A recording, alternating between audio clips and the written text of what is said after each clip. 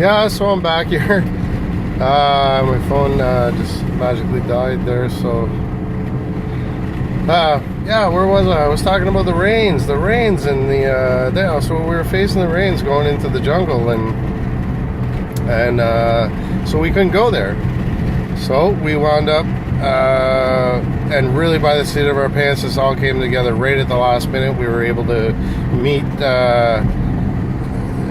We met this little guy and we were able to go through him to the Sacred Valley because he was a travel agent, and yeah, he just kind of scoped us out as a bunch of, saw us filming and was like, yeah, let's so there you go. He saw 3 suckers who needed his help, and he was right.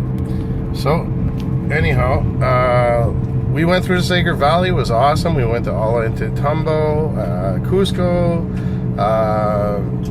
not in that order, and then the Machu Picchu, and all these things were incredible because if you're like me, the ancient history we're taught, I just don't buy it, and those places are really those are the deal breakers as far as it's the monoliths, and the polygonal monoliths. They find these all over the world, but they find them in Peru especially too, and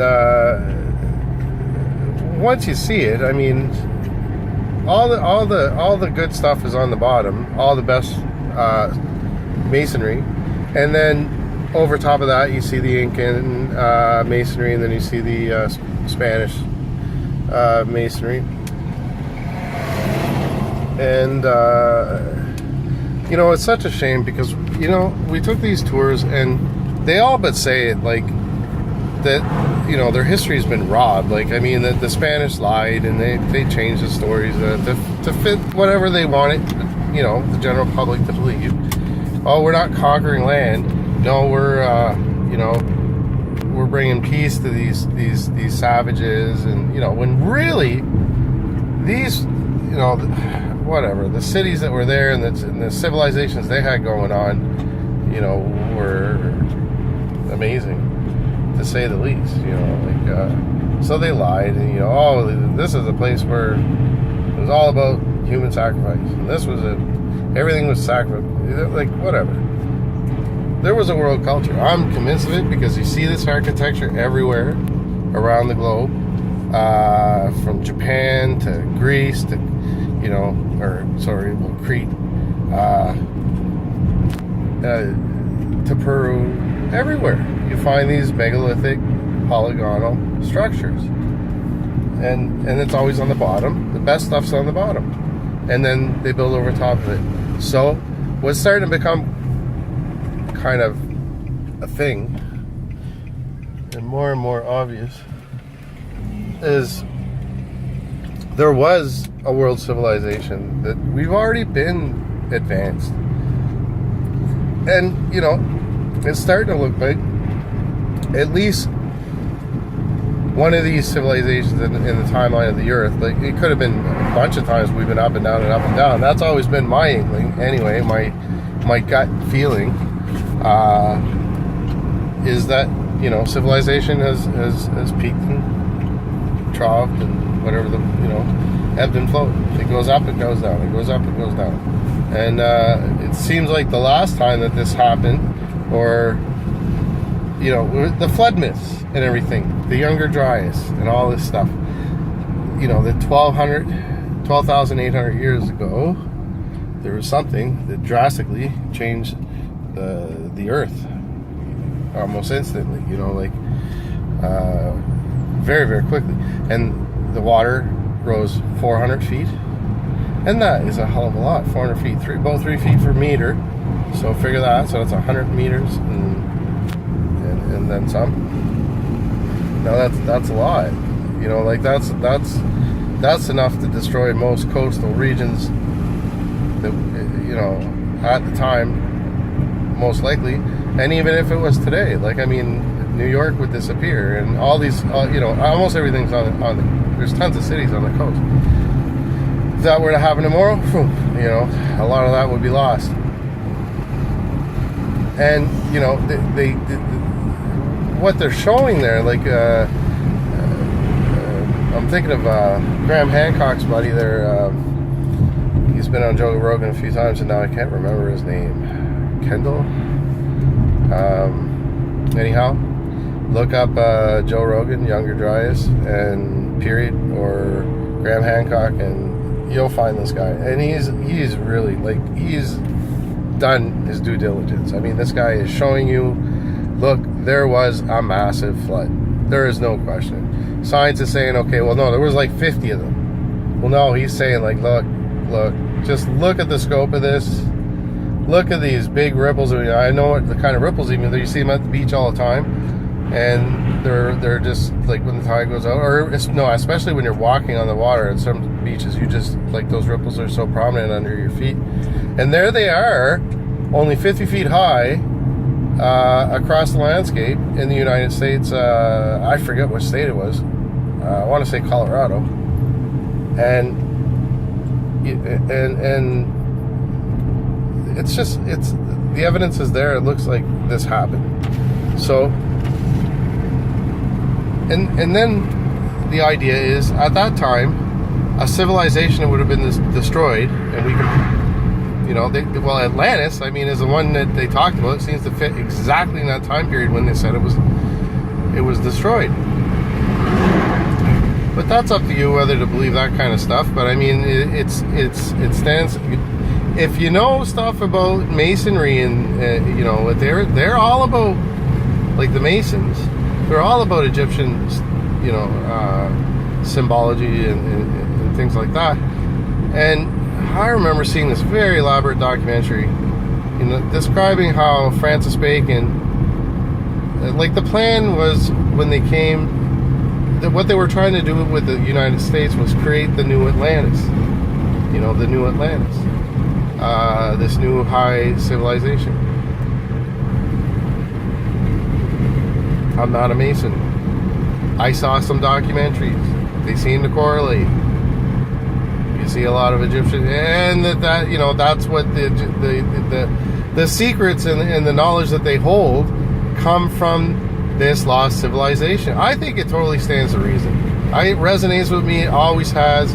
Even like the first time I heard about Atlantis when I was a kid, you just like, yeah, I remember that. I know that there was something deep in my cellular memory or whatever, you know.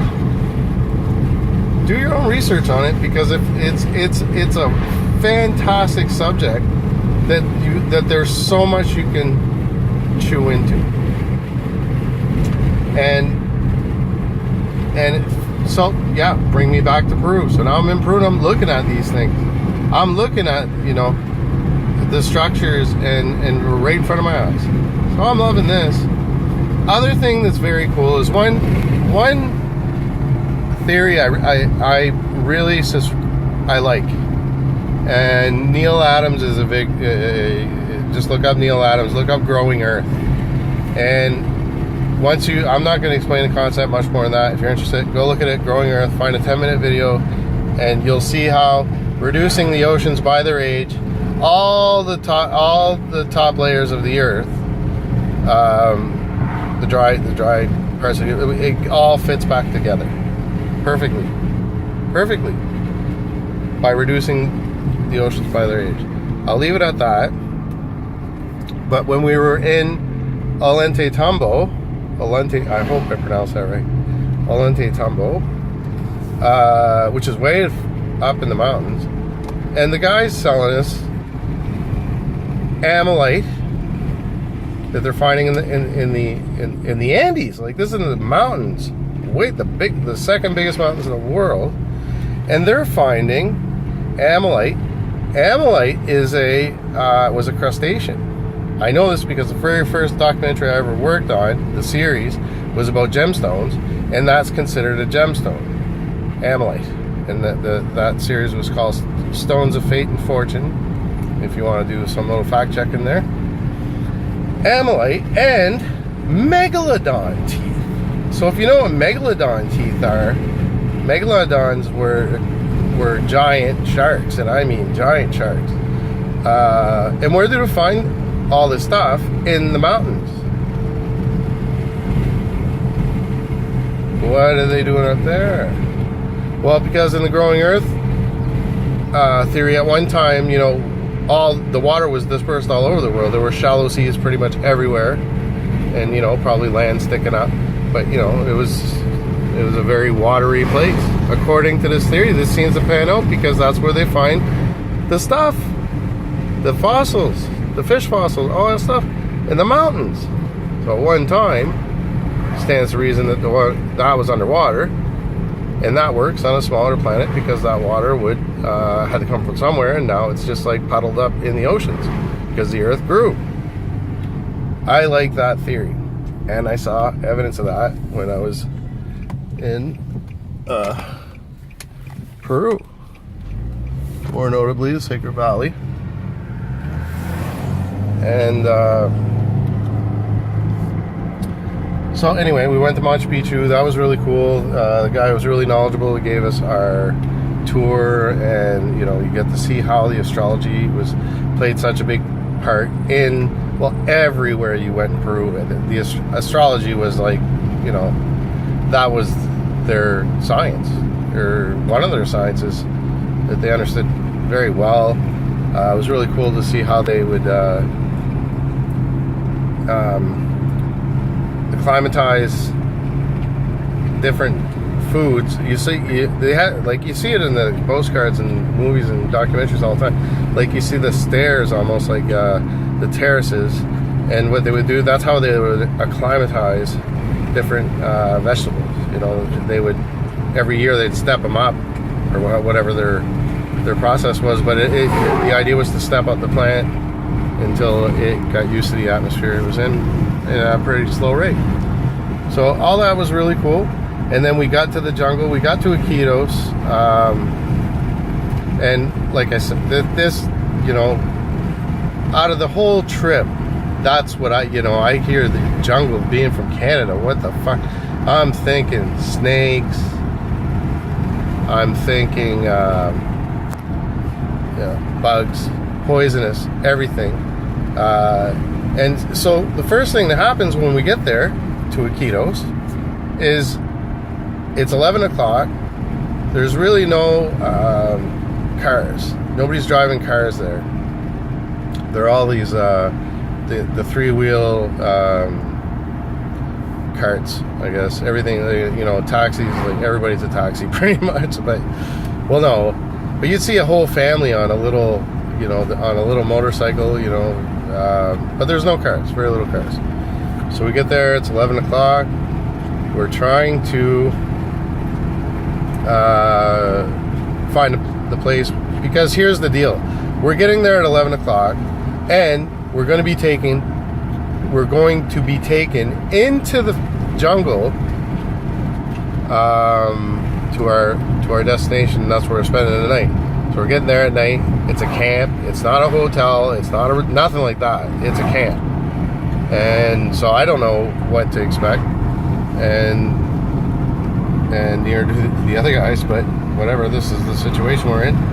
And we got a real sketchy cab driver that's driving us around and around. But finally, we did find the people that were going to get us there. Amazon camp, only they don't speak English.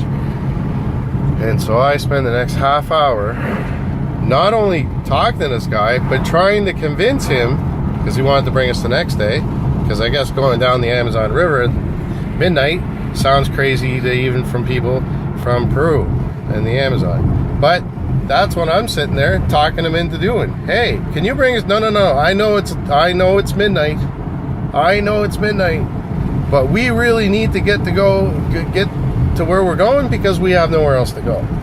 And little did we know also that there was nothing truer than that. My cord here keeps falling out of my phone, because it was their national holiday and everything was booked. So, you know, I'm talking to this guy into bringing us down the Amazon River at midnight to God knows where. I don't know what to expect. You know, torches and people jumping around a fire, roasting a pig. I don't know. You know, like, I don't know. I've never been to the jungle before. So we did. I talked him into this. Somehow we got through the translation, And he understood we needed to get there that night. We had nowhere else to go. So we go. And I'll never forget that as long as I live, because who goes down the Amazon River, and not on a nice boat there, like not even a canoe, like not like a rickety old, an inch of water away from the side of from the top of the boat, and we're being led by a flashlight. And we get to the place, and it is not 5-star, but it is the most kick-ass place. One of the most kick-ass places I've ever seen. I really, really, really enjoyed it, and so did the other boys, and we went. But you know, you're doing things you never thought. You know, not only is there poisonous everything and blah blah blah, but we're like going on night walk tours to find these poisonous blah blah blahs, you know, and anacondas and boas and whatever else, you know, and you dress for it, like you no skin showing, hat on, you know, gloves, the whole 9 yards. You dress for it because it's very real. Everything seemed to be poison. I mean, the ants were poisonous. So, anyhow, this is how we got acclimatized to the jungle, and I gotta tell you, I loved the jungle. There's no way you catch me swimming in that water in the Amazon, and everybody does. But they're also fishing piranhas in there at the same time. Now, nobody seems to be very afraid of piranhas there, and they do catch them, like fishing. However, we went to this really sketchy zoo, and I got to see the thing that they say that happens when you throw feed into, and it was just like the boiling water, man. It was just like boiling water. Like, it was crazy. Anyway, the sketchy zoo was really cool. I really liked the sketchy zoo. And there was a monkey island we went to, and anyway, it was really cool stuff. But the whole thing was, we were getting to, the whole point of the whole trip was to do the shamanic medicines. And more accurately, the star of the show, who had a stroke due to, well, we don't know. Due to like, the guy is a really, his whole claim to fame is that he loves drugs, and he's like a self-proclaimed substance abuser. I guess that's his whole deal. And then, you know, lo and behold, you know, in the movie, he describes it, you know, after having done a whole bunch of acid and a whole bunch of this and that the weekend before. Anyway, he had a stroke. And so the whole point was, we were going for the healing side, the plants and stuff. And now I knew a guy. This is what got me interested. I know a guy who worked at Radio Canada, which is French CBC, for those who aren't from Canada. CBC is kind of our national. It's like the BC, only it's for Canada. So yeah, this guy knew I worked there. He knew I made these things on cannabis and oil and cancer and all this stuff. And I had worked on a documentary with him about cancer caused by the industries up north in the province here, where they make gypsum and different stuff, and then everybody got cancer, and the government was denying it had anything to do with the industries. Like, oh, maybe more people just smoke around here, you know. But yet the cancer rates are like through the roof, and the biggest cancer causing agent would have been cadmium. And cadmium already, like in Europe, more specifically in Belgium, had already been deemed as a cancer-causing agent. And in fact, the places that produced it, they shut the whole place down and pretty much bulldozed, and nothing grows there. They call it the Sahara of Belgium. And it's just sand, like not even microbes, like the microbe. I don't know in English what the but microbes. I think that's the word in English too. Nothing will grow there. So anyhow, but here in Canada, they won't even. Well, it's a heavy metal. How could it possibly cause cancer? It's metal. You know, we don't see the link. But anyway, long story short is 2 years later, you know, I heard this guy had cancer, and then he had left for South America, and then I run into him. And he's like, Chris, you're never going to guess. I went down to South America, and I drank this shamanic tea called ayahuasca, and it cured my cancer. I had prostate cancer. And that's not when I first heard about it, but first time I had like a first-hand experience, like knowing somebody. So,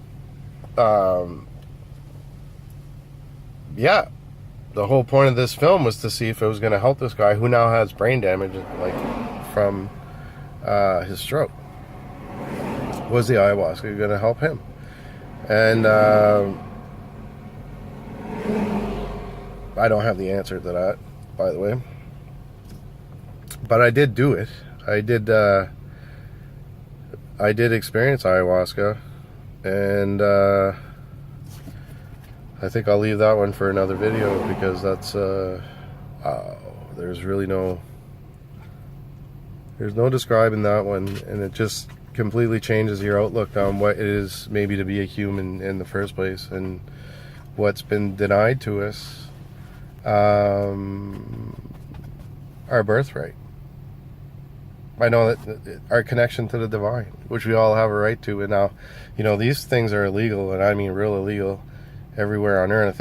But in Peru, they got, you know, they went, no, this is we've been doing this for thousands upon thousands upon thousands, tens of thousands of years. This is our religious. So there it's legal because under the religious thing. And wow, like, I went to the afterlife, is where I went. And like I said, I'm gonna save it for another video. But it was very eye-opening on like I said, what maybe it is just to be human, and the connection we all have with this. Anyway, this whole thing's throwing me off. So anyway, we went. I filmed it. This guy did first. He did sapo, and what sapo is basically frog venom. And the frog venom is not hallucinogenic. It is supposedly medicinal. They use it for all sorts of different things: AIDS, eye disease, ocular disease, diabetes, heart disease. In this case, it was being, in the case we were there, it was being used for, well, the stroke thing, but there was also psoriasis. So we were also there to see if we could do something for the psoriasis. Now, that was quite a thing to watch, because you're just watching somebody get sick for a half hour. And I watched this guy turn like 3-4 shades of color, but all at once. You know, part of his face was white, and part of it was green, part of it was, and so. But anyway, they took it off after these little blobs of poison that they put over. Like, first they burned 3 holes in you, and then they put these blobs of poison in. And this makes you sick. And the idea is that your body is forced to create new antibodies. And this is good for you. And they you know, they say if you take it, I forget what it was, like 3 times in a month, or then you're free of sickness for 5 years, or I don't know. But I watched this person do it. Didn't look like something I really wanted to do myself. But what I did see, and I almost forgot until right now, is I watched that psoriasis go away in that half hour for the most part. Like, not going zero, but it was red when he started, and by the end of it, it was just a very pale pink, and you could barely see it. And that was really impressive. And then that very same night, we went to Mamakuma, I believe it's called. And this is where our star here did his ayahuasca experience, which lasted about 5 hours, filmed for 5 hours straight. And just to watch somebody go through that was pretty. And you could all see it on their film there, like. But anyhow, I watched this person go through it, and it was pretty intense. Like to watch somebody go through that, like you really think that it could be like a medical emergency, but at the same time, something inside you is telling you it's okay. You know, like this. There's something somewhat natural and normal about this.